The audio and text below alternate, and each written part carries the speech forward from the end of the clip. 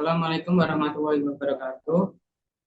Waalaikumsalam Pertama-tama warahmatullahi wabarakatuh. saya akan terima kasih kepada dosen pengampu sistem pengendalian manajemen, yaitu Bu Jamrut Mirah Delima, yang telah mengizinkan kami untuk eh, menyampaikan hasil diskusi dari kelompok kami yang berjudul menganalisis laporan kinerja keuangan. Untuk anggota kelompok 10 terdiri dari yang pertama Abdillah Hilmi Arif, NIM 2022-12112. Yang kedua, Firda Jubriyah, NIM 2022-12134.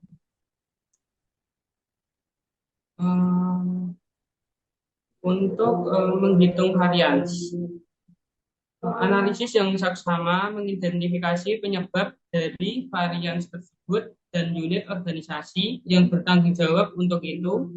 Sistem yang mengidentifikasi varians yang terjadi ke tingkat manajemen terendah merancang sistem penentuan harga transfer merupakan topik kunci pengendalian manajemen bagi sebagian pasar perusahaan. Eh,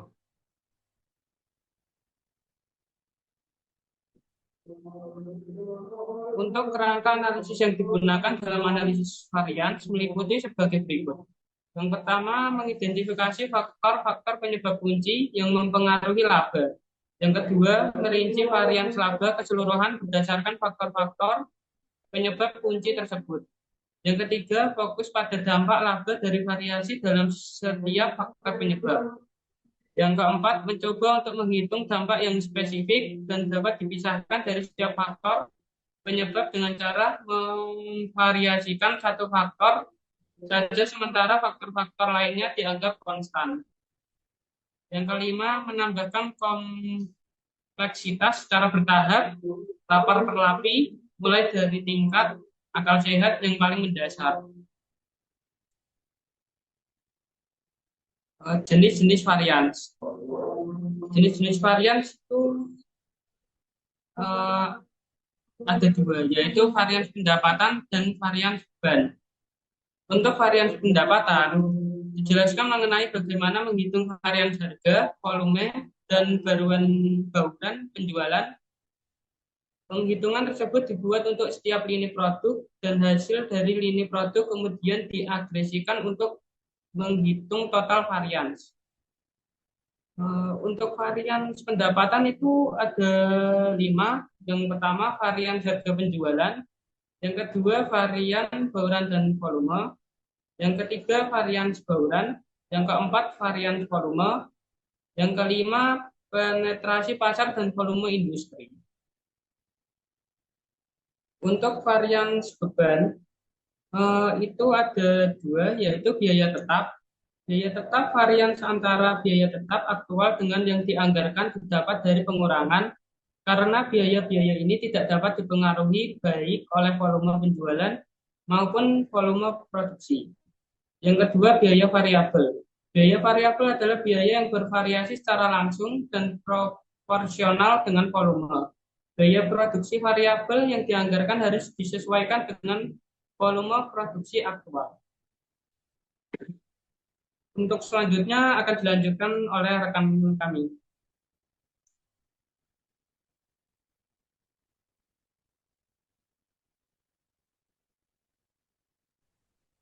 Baik, selanjutnya ada varian dalam praktik.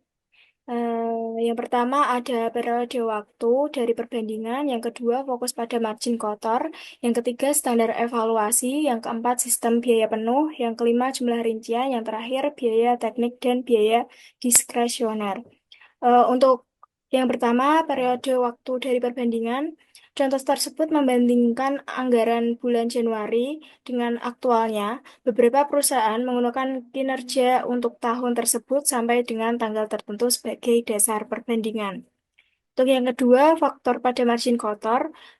Di banyak perusahaan, perubahan dalam biaya atau faktor-faktor lainnya diperkirakan akan mengarah kepada perubahan dalam harga jual, dan tugas dari manajer pemasaran adalah untuk memperoleh margin kotor yang dianggarkan.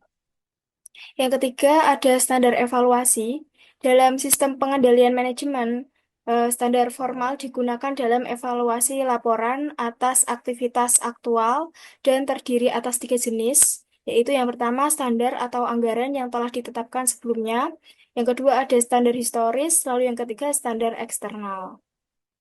Selanjutnya yang keempat ada sistem biaya penuh. Jika perusahaan memiliki sistem biaya penuh atau full cost system, baik biaya overhead, variabel maupun tetap dimasukkan dalam persediaan pada biaya standar per unit. Yang kelima, jumlah rincian. Varians pendapatan dianalisis pada beberapa tingkatan. Pertama, secara total, kemudian berdasarkan volume, bauran, dan harga. Lalu menganalisis varians volume dan bauran berdasarkan volume industri dan pangsa pasar. Yang keenam, biaya teknik dan biaya diskresioner. Varians dalam biaya teknik dipandang dengan cara yang berbeda secara mendasar dari varians dalam biaya kebijakan.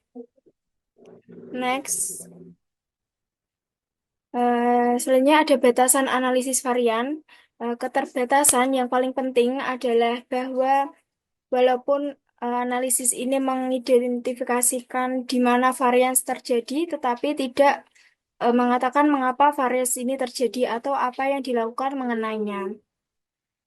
Misalnya, laporan tersebut mungkin saja menunjukkan adanya varian signifikan yang tidak menguntungkan dalam beban pemasaran dan mungkin saja mengidentifikasikan varians ini dengan beban promosi penjualan yang tertinggi. Lalu masalah yang kedua dalam analisis varian adalah untuk menentukan apakah suatu varians adalah signifikan. Keterbatasan yang ketiga dari analisis variabel analisis varians adalah bahwa ketika laporan kinerja menjadi lebih ter teragregasi, varians yang saling meniadakan dapat menyesatkan pembacanya. Next. Selanjutnya ada tindakan manajemen. Ada satu prinsip utama dalam menganalisis laporan keuangan formal, laporan laba bulanan sebaiknya tidak berisi hal-hal yang tak terduga. Informasi yang signifikan harus dikomunikasikan secepatnya melalui telepon, fax, fax, email, atau pertemuan pribadi segera setelah hal itu diketahui. Laporan formal mengonfirmasikan kesan umum bahwa manajer senior telah mengetahui dari sumber-sumber tersebut.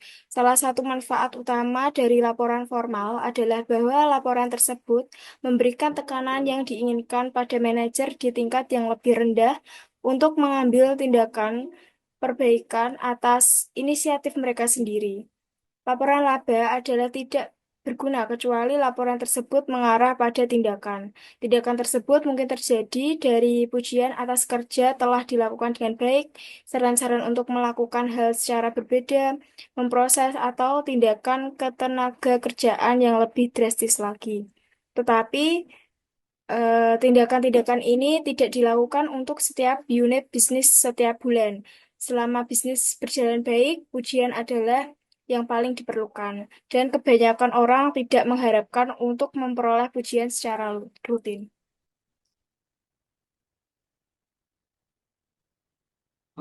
Untuk kesimpulannya, para manajer unit bisnis melaporkan kinerja keuangan mereka kepada manajemen senior secara teratur, biasanya per bulan. Laporan formal terdiri dari perbandingan antara pendapatan dan biaya aktual dengan jumlah yang dianggarkan. Selisihnya atau varians antara kedua jumlah ini dapat dianalisis pada beberapa tingkatan yang rinci. Analisis ini mengidentifikasikan penyebab varians antara laba yang dianggarkan dan jumlah yang berkaitan dengan masing-masing penyebab. Sekian dari kelompok 10. Mohon maaf jika ada kesalahan kata-kata. Terima kasih. Waalaikumsalam warahmatullahi wabarakatuh.